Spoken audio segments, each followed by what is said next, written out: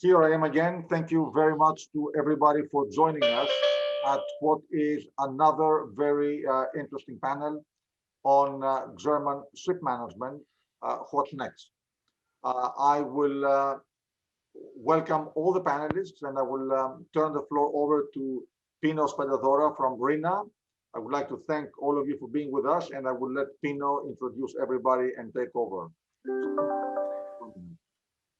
Thank you, Nicholas. Good morning, good afternoon, and good evening to everyone.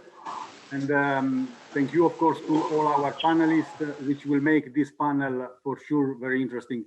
Thanks to Ian Beveridge from Bernard Schulte Shipmanagement, Mark O'Neill from Columbia Shipmanagement, Tim Ponath from NSB Group, Michael Silies from Williamson Maritime Shipmanagement, Frank Kaiser from V Group, and Rob Grohl from Seaborne Shipmanagement. Michael, let's start from you. Williamson Maritime Shipmanagement is a new technical ship manager which is based in Hamburg and in Roon in Netherlands.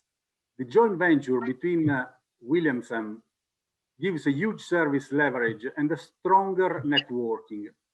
But why German companies like Ahrenkiel and MPC Capital have made this important move to joining Williamson? Is there a special reason for this, or is it just a natural effect of the process? Yes, thanks for asking. I don't think it's a natural effect. We are not lemmings, and we are not following the others in a mass migration, to put it this way. But I remember one concrete turning point, and that was when our customers asked us mid-2018 to install exhaust gas cleaning systems for about 15 vessels. Was in this time especially challenging when you find out that the systems must be ordered right today because of the limited availability, but you have to sort out the engineering later. So you buy something, but you don't know really what to do with it. I have to confess that this has brought our organization with around 100 employees to its limits at that time. Several of our superintendents have not seen the office for most of the year 2019, and because of also ongoing business, and we decided to change something. If you look around and consider options, the preferred option was to team up with a bigger organization to be more flexible, to answer customer demands, and I think this is most important, to be closer to the vessels. In addition, you have the decarbonization trend of our industry and new regulations like CII and EEXI, and this will provide plenty of challenges to owners and managers. But this is only the first part of my answer. The second part would be, if you have taken this decision, then you have to do the next one, and this is how to find the right partner to team up with. And if I may use the words of online dating platforms, I would call our choice for Williamson at the moment and from the last couple of months the perfect match. And I think there are 4 reasons why this is the perfect match in our opinion. The first one is both companies are family driven. So the Williamson family is behind Williamson, and the Schröder family is behind MPC Capital, and both companies have at the same time access to capital markets, which is, in my opinion, important.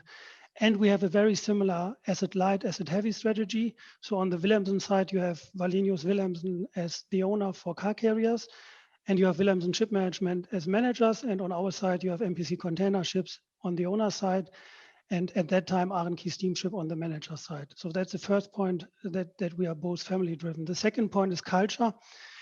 When we founded Ahrenkiel Steamship back in 2014, I think the biggest takeaway was to know about the importance of culture. And we felt in the course of the due diligence that we share a common approach in this aspect. So second is culture. The third one is complementary business fields. And I think we have complementary business fields. Whilst Williamson has focused on car carriers, specialized tankers, and bulk carriers, we have, as Ahrenkiel, focused on container vessels. And as most or many or all of my co-panelists will agree, there's a lot of value in sharing experience between different shipping sectors. So furthermore, And that's also important. We had offices in Hamburg and in Rouen near to Rotterdam. And Wilhelmsen has expanded its network with this. And together, I think we have access, together with Wilhelmsen Ship Service and the agency business, we have access to the biggest and largest maritime network globally.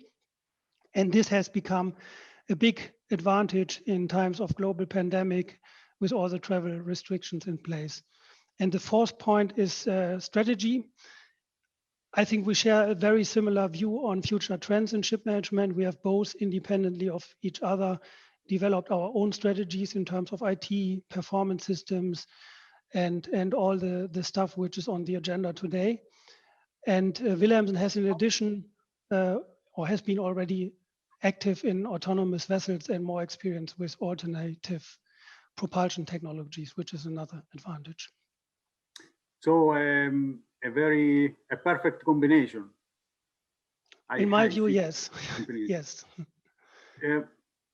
Ian, Schulte Group has a global network in the major shipping location.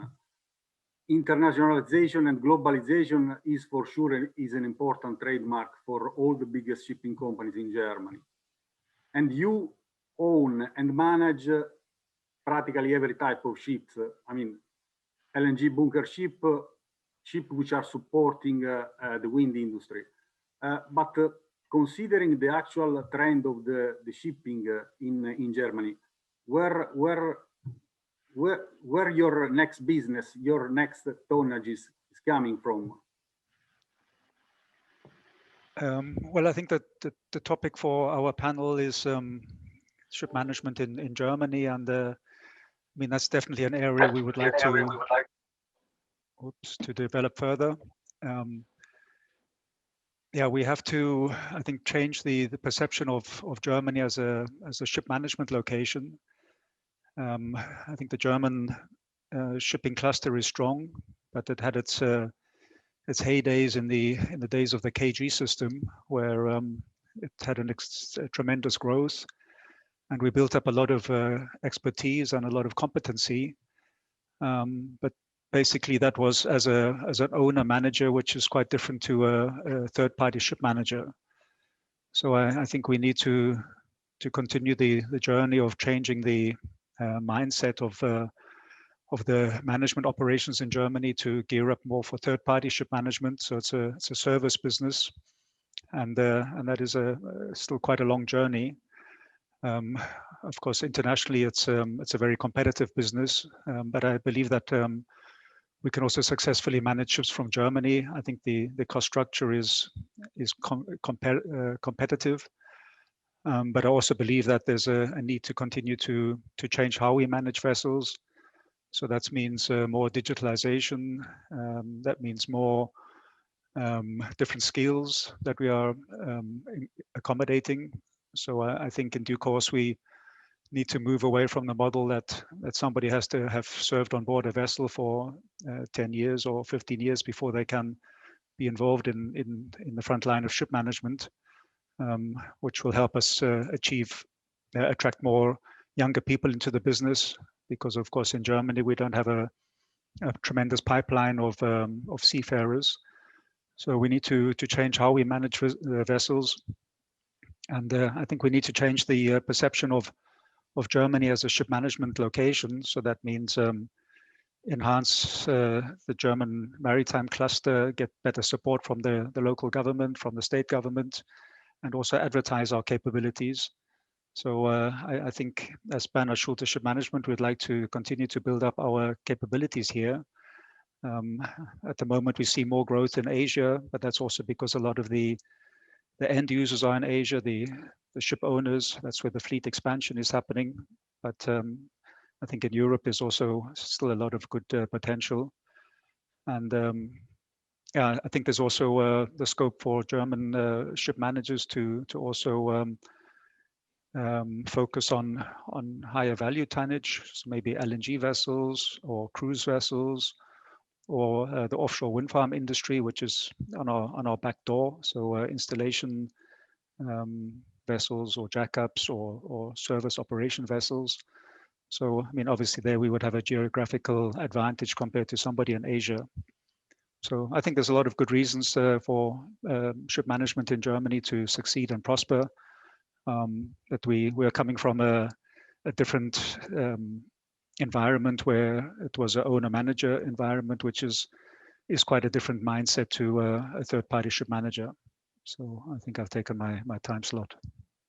So just so I mean, I quote you. You say that recently we moved from steel to services. So I mean, it was really difficult. Well, we are still investing in steel because we are still a traditional ship owner, but we want to expand our service palette. So not only ship management but also related businesses. And I think it's a healthy mix to have you know, some equity tied up in assets and steel, and then you know, trying to expand our service footprint. So yeah, a little bit like MPC with owning and services and Wilhelmsen, and we're not the only ones, but of course not all of our competitors are doing that. Thank you very much. Thank you, Jan. Mark, the huge digitalization project of your company is, of course, in line with your vision. I mean, vertical approach from producers to consumers. Do you think this trend could help German shipping in keeping its identity as a big cluster, providing high value of services and high technological content in the services? Afternoon, Pino, and afternoon, everybody. I think there are a number of assumptions in that question which may or may not be true, but our focus on technology and on digitalization is not so much about vertical supply lines. Of course, they are important, and the ability and the compatibility with those supply lines, and where does the ship manager, whether it's a German ship manager or any ship manager, fit in. But it's more about optimization, and you know, I think people are seeing that more and more after the almost frenetic talk prior to the pandemic about digitalization and the need to digitalize everything. We're now looking much more at the concept of optimization, and certainly as a business, we're looking at optimization of operation, optimization of safety, optimization of costs, and people. And I think it's the people which are the key to any organization's success, whether it's in Germany, German ship management, or wherever that ship management company might be. I think digitalization only enhances the people's performance. It certainly doesn't replace it, and there's no intention by us to replace our people with digitalization. In your question, I prefer to talk about rather than a digitalization project, I prefer to talk about the people project. And I think all of us sitting on this panel, having come through this pandemic, realize that you know, unless we look after our people, it's the people that matter. And if you look after your people, the business will take care of itself. So yes, we are, of course, focusing on digitalization. And yes, digitalized high-tech businesses based in Germany will hopefully by their nature and by the definition attract business. But you know, I don't think German shipping will be successful just because it's German. You know, we have to do something more, and we have to show a real service and focus on that service and the quality of that service. And if we do that, then we'll be successful as German shipping companies, to the extent that anybody here on this panel is a German shipping company. I think we're all international. There's certainly German DNA in each and every one of us by founder or by merger, but we're all international companies. I think that's key too. Thank you very much, Mark. Tim, in the past, German shipping, of course, has been facilitated by access to capitals, equity from banks, which were investing and very solid clients with long vision and long term charters. Now the situation is a little bit different, also because of leasing plans coming from Far East, or also because of special conditions which are dictated by big liners. But liquidity is available as far as projects are green and are innovative. Do you think that this new way of energy, the proposal of new green project, could be an opportunity for German shipping to gain the attention of investors again? Definitely, I think so, but it's of course not everything, as Mark mentioned and as Ian mentioned as well. So from the past, you mentioned the past and the significant growth of the German fleet, with certain access to debt and as well to equity. That has changed totally. You mentioned bareboat models, which are more and more common for the liners, financing structures from Asia. And so we learned that for green technology, there is capital available, but now we are at the position that is the technology there, right? So we have the capital who's looking for a green investments, green technology, but currently we are at a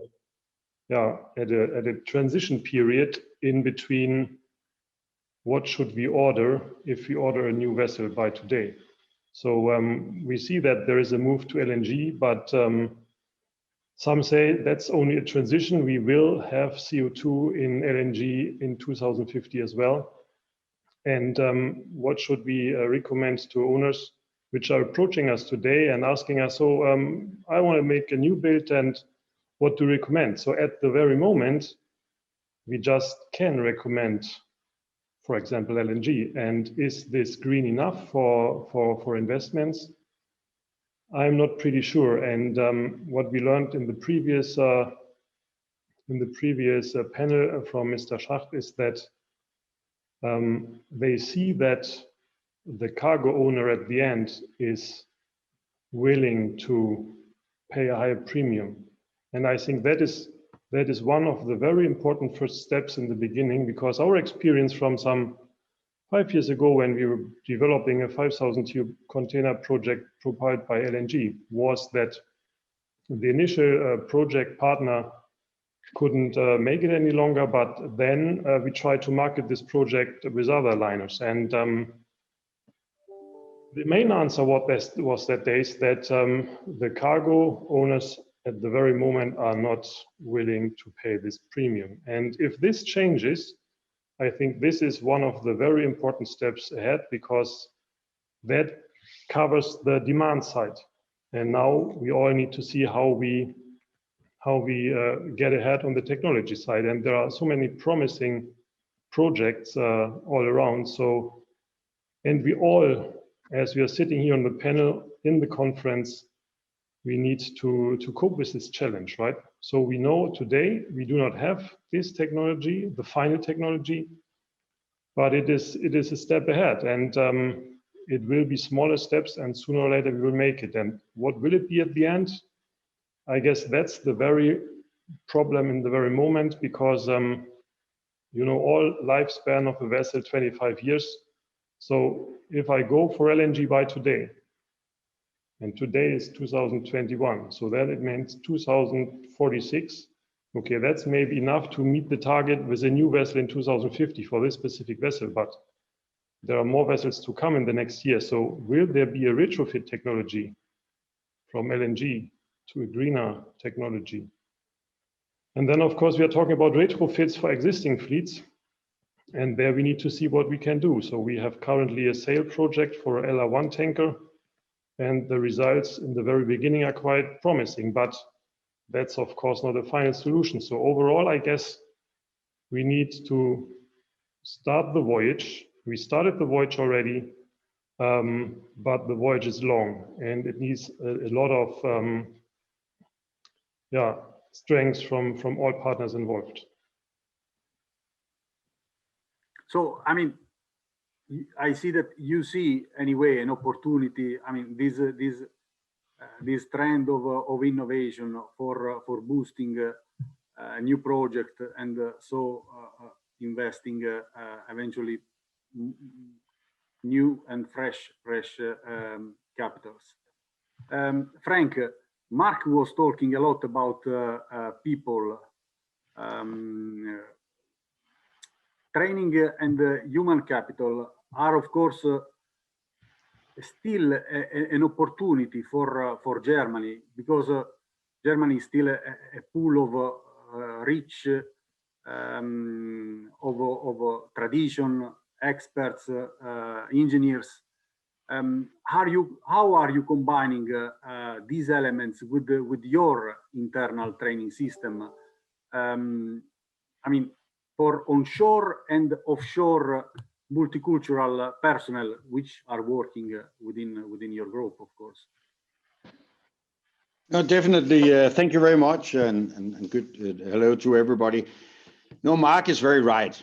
It's a lot about people, and it's very much about people. In our view, it's about people. It's about technology. And it's about how you add value. I think what we have discussed here today is coming very much together, especially for Germany, because it's right that Germany is changing from being a very strong, predominantly ship-owning country, having in-house management of their ship, then adding more to it and capitalizing on that, into a situation where the ship owning is maybe less prominent, and the business of ship management and associated services is something that you have to compete more internationally around.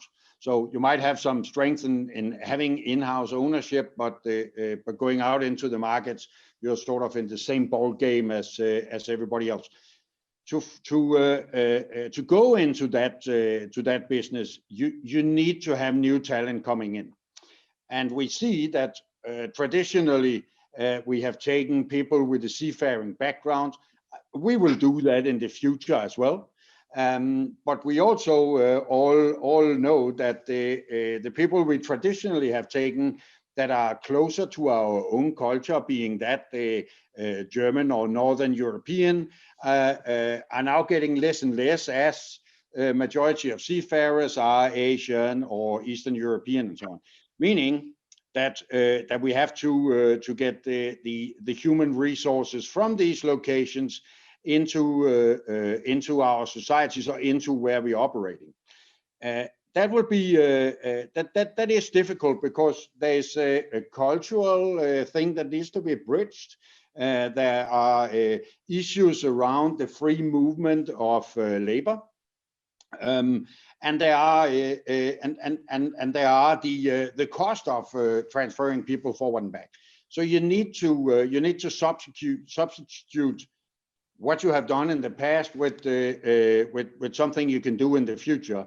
And here, one of our large programs is what we call our graduate program, where we take a number of young people graduating from technical universities and schools around the world. We have Brazil, we have Singapore, Italy, France, England, Germany, all over the place, where we take them in on a 2-year graduate program, taking them through the business in various parts of what we group is doing, which is of course pretty much what all of us are doing, to see where do they have their skills, where do they have their interests, where do they have their strong points, take them through a number of educational projects, and in the end we employ them in a place where both we and they can see that they have the possibility to grow and add value. The challenge here is, of course, that they don't come in with hands-on technical skills. So we have to link them up with people who have that and develop that over time. But what we see is that we do get a lot of the knowledge and the interaction of what is happening tomorrow. Because these people are coming out from institutions where you are obviously also looking into what is the reality of tomorrow, how are we going to develop things, and then they get this knowledge with them, contrary to most of our industry in shipping, which is a little bit more reactive. So this is where we get where we look at. So it will be a combination. And is Germany the right place? Obviously, Germany has great schools, great facilities, a lot of good people. They have people who are interested in the more hands-on technical part. There are people that are more in the academic part. I must say, coming myself originally from a small country, just like Rob, we're just even less people than Robin is compatriots. Then I'm quite amazed on what you have in Germany, because you really have a broad skill base that is worth working on. The challenge here is, and I think Ian was into that one, is to change, to go from the mindset of a traditional owner-manager into being a third-party manager, because it is quite a different job, and it is quite a different way of thinking on adding value to your process. Thank you very much, Frank. Thank you very much. Rob, staying still on the human capital, all the biggest shipping company in Germany, they have their own crewing company, and in Germany, research institute, training facilities, they've been for sure reasons of the great success for maritime industry in Germany. But in the last months, how difficult has been for you training these people, managing your crew, and also doing their social support? I mean, your headquarters is in Germany, but of course you are present also in Manila. Probably this footprint gave you an help in managing this task already quite difficult itself. Wow, where to start? Yeah, well, wherever you are, you have to face the same problems, of course. The ships are sailing worldwide. You got to fly people out anyway. What amazes me is, and you say the last couple of months, well, it's nearly a year now. We went home on the 17th of March, and my fear was, this is not going to work. Are our IT systems up to this? What the hell are we going to do? But the systems held. The systems are still holding. And hey, it's become almost like a new normal. But I'm actually amazed that we managed to do so many crew changes still. I'm amazed that we managed to take over new ships for new customers. Some of it diverting it, well, by hook or by crook, you would almost say, slipping through before a regulatory change happens. And of course, there have been the terrible disappointments that crewing departments have been working flat out to get a crew change finally done, and then the ship misses a port call, or the regulations change, or somebody dreams of something new, or a reliever tests positive, and there you go again.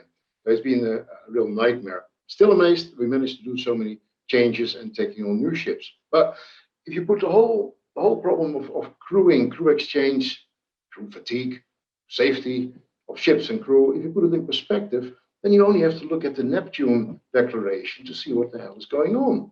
Right, here's the Neptune Declaration. 300 and, correct me if I'm wrong, 20 or 314 companies, big names are signing up together and say, right, we got to do something here. This crew crisis is becoming a real problem. Not just for the people who are, well, over the limits, over the top, they're gone. They need to get off, not just because their contract is finished, but they are finished. They themselves recognize they're becoming a safety risk. Right?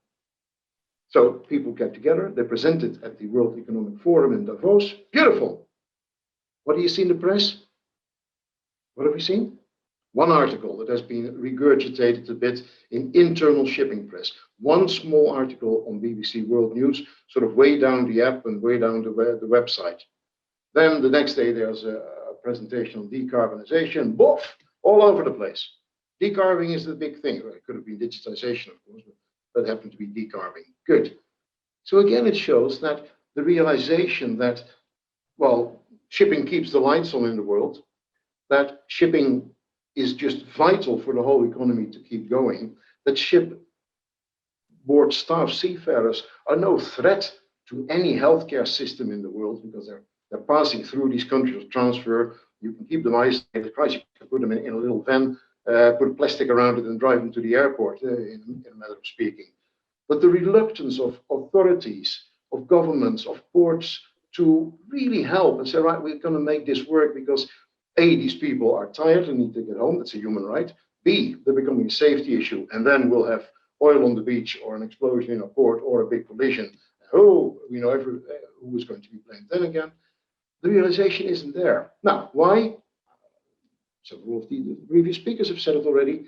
We're a bit of an industry on our own. We have to scurry around to find people interested to join us in the future. We don't win or lose votes. We are perhaps just a small polluter, but of course we do pollute a hell of a lot because the volume is still enormous. You know what? We're not popular, are we?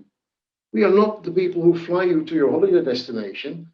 And well, I've always wondered why people put the name of their company on the side of a ship or on a container box, because nobody cares on which box, on which ship, the new flat screen TV in the local store arrived. We're pretty invisible until, of course, there's oil and feathers on CNN. And then we're back in the news again. Now, that understanding, shipping is absolutely vital to the world economy. Seafarers are no threat to national health systems. You can isolate that, get them through. All right, here was the Neptune Declaration. Great initiative. We signed up for it, of course, as well, to understand that seafarers should be key workers, that we need to get the airlines involved to create hubs and corridors to get the people home. The charterers have to understand that they're in it too.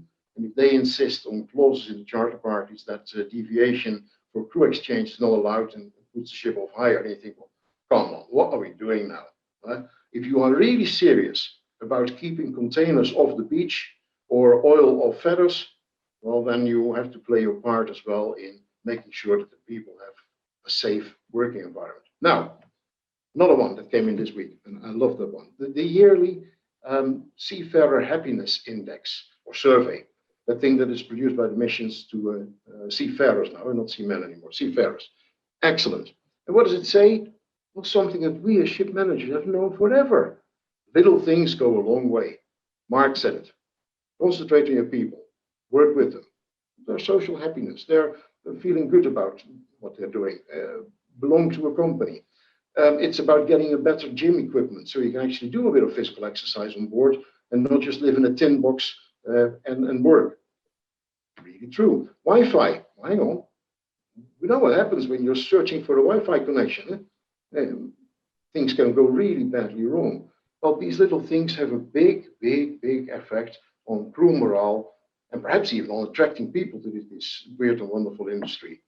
What a surprise. Did we not know that? Of course we knew it. But hey, it's always somebody who has to pay for these things. Right? This stuff doesn't happen by itself. Somebody needs to fork out money for it. And that, in the end, is still what drives the business and what drives the change. And okay, when we get into the bigger topics of what non-crew related matters, every change has to come through legislation, regulation, possibly driven by accidents, but it's not going to come out of the ethics and good feeling of us in the industry. It has to be driven by outside, and then it will be done. Now, when Tim says that 5 years ago, no shipper wanted to pay for cleaner technology because it wasn't required. It wasn't mandatory yet. So why would they do it? Now it becomes a thing. And not just because the regulations are changing, but because financiers know that over the next 2 years, your green footprint, your ESG profile, your sustainability image will become a major deciding factor whether you can attract money to invest in ships.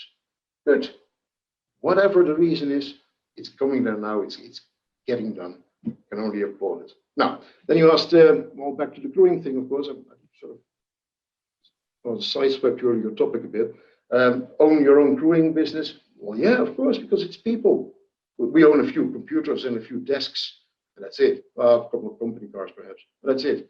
The rest is people. So you need to invest in people. You need to be close to them. Doesn't mean that we have our own crewing companies all over the world, of course. We're not that big, absolutely not. Training, we don't do training in Germany anymore. We do training at source with the people. Keeping contact with people during this COVID pandemic, not being able to go and see them, the traditional crew meetings, go out into the province of the Philippines and meet the people at their home, not possible, of course. But this is a similar thing to what we found when we moved the whole company home in March 2020, sorry. It works, teams training works. You can hit hundreds of people at the same time in their own time zone, at their own convenience. They don't need to sit in a boring hotel room for a day or so, but you do topical, focused training over teams. It works. Now, okay, there's hands-on training that you will still need to do in person. Sorry, Pino, can we get on to the next question? I'm sorry, Fred, but Rob, we're not really we're not having a debate here. Yeah, sure. I was sorry, I'm terribly sorry. I thought you get us the time stake, no, I didn't. All right. No, sorry for that. Thank you, Rob. Thank you so much. Thank you, Marco, also for your suggestion. Michael, let's talk again about innovation, which probably could be a springboard also for again for Germany. I mean, the recent joint venture between Williamson and ThyssenKrupp will position them for sure like leaders in a maritime additive manufacturing technology, and will offer for sure a more cost-effective process in obtaining spare parts. But do you see this additive manufacturing really an opportunity for the shipping? Are you ready to produce spare parts and consumables with this technology? And Germany is still the biggest marine components supplier in the world. How do you see this an opportunity for Germany as a front runner and a big key role? Yes, I will keep it short, very short, so the others are on as well. I like the idea very much, and we are ready for that. We, as Ahrenkiel, we cooperated with a company like Ramlab in the Netherlands. They produced the world's first propeller in 3D printing. And this is really very exciting if you visit them. They are in a dock in Rotterdam, and it's like a big playground for adults who are interested in the maritime industry. And Vincent Wegener, the MD of Ramlab, calls this, they want to be the Spotify of spare parts. So you just have an abo on drawings and on the engineering, and then you produce your spare part wherever you want in 3D hubs. And I think the Williamson joint venture is taking this up to another stage. Ramlab was more scientific, and Williamson and ThyssenKrupp is really industry, and it's very exciting. And I think it's a big move forward, and we are certainly in it, and we want to contribute. The question on Germany, I think, and that this has been said quite a lot, Germany is basically ready because we have especially the universities and the big maritime industry supporting very educated people. So I think they will play a role, but it's an international business and other countries are quite advanced as well. But in addition, I think Germany is also becoming a breeding ground for maritime startups, especially in Hamburg and Berlin. So that will support this move, and I hope so. Very good. Mark, Colombia has undergone a steady growth in the last years. Cases like Saudi Aramco and the CSM Italy. Do you see really in consolidation the real answer to the shipping industry in Germany? Thanks, Pino. I'll be very quick on this. When we talk about consolidation, it sometimes gets muddled up with the the argument of size and does size matter? I think size matters. Of course, size matters because you can achieve huge economies of scale through size. You can have the investment in technology and digitalization. You can bring the sort of people on board that Frank was talking about, and innovative, ambitious, young quality people. But size matters, quality service matters more. And I think that's really, really important. I don't think consolidation for consolidation's sake is the way ahead. I don't think growth for growth's sake is the way ahead. We're certainly not a company that has grown by acquisition or buying management functions. We grow through JVs, where those JVs make sense. Make sense to whom? Make sense to the client that we want to serve. And I think this business, to succeed in Germany or anywhere else, has to remember its service roots and remember to be client facing. Ian talked about services and providing a menu of services to the client. Yes, we would agree, and our profile is very similar, with one difference, I think, and that is, and I know I know him when organization well, so I know it's the same. The focus is on the management service. We have to remember our roots and everything else that comes alongside that. If the client needs it, is all well and good. But if you take your mind off, if you take your eye off the ship management only to go for perhaps the more lucrative services, then you take your eye off the quality side of the service. And that's something that we've seen happen in the past, when there's just the objective is growth and growth alone, and that's not a path that we as a business and I'm sure none of the other panelists want to go down. So there is room for consolidation. There's room for huge consolidation in Germany. I think some of the smaller ship managers may be hanging on by their fingernails. I would encourage, I would invite them to talk to us or anybody else and look to see what creative joint venture structures that can take place to preserve them and the particular qualities that they will inevitably bring to bear in any joint venture, and also preserve the livelihoods of their people, because Germany has a lot to offer. I really do think that, whether it's ship management or in the services that Ian is talking about. Exactly. Mark, thanks a lot. Ian, briefly to come back to you. I mean, recently, I have to quote you again. Recently, you said a brutal reality for small managers. How? I mean, this is exactly the way. I mean, managers which are really specialized in specific niche of the market. Otherwise, they have to gain some opportunities of consolidation. What do you think? Well, I think one of the big problems we face in our business is the low fee levels. We compete with each other very fiercely, and somehow potential customers are often only comparing the management fee, and in order to save $20,000 a year, they ignore the quality records, the standards. Basically, that means that one has to have a scale business in order to actually earn a profit. So that's why I find it must be very tough for the smaller organizations to cover their costs, because you have to employ a lot of specialist people. You have to invest a lot in your systems, in your response teams. So without a certain scale, it's very difficult to earn enough to make a profit. Potentially different in a niche business where you can have a different remuneration structure. But I think it's also time that us ship managers stop competing with each other so fiercely on fees, and we can compete rather on the quality of our services, because I think our customers are able to pay a reasonable fee for what they get from us. Thank you, Jan. Thank you very much.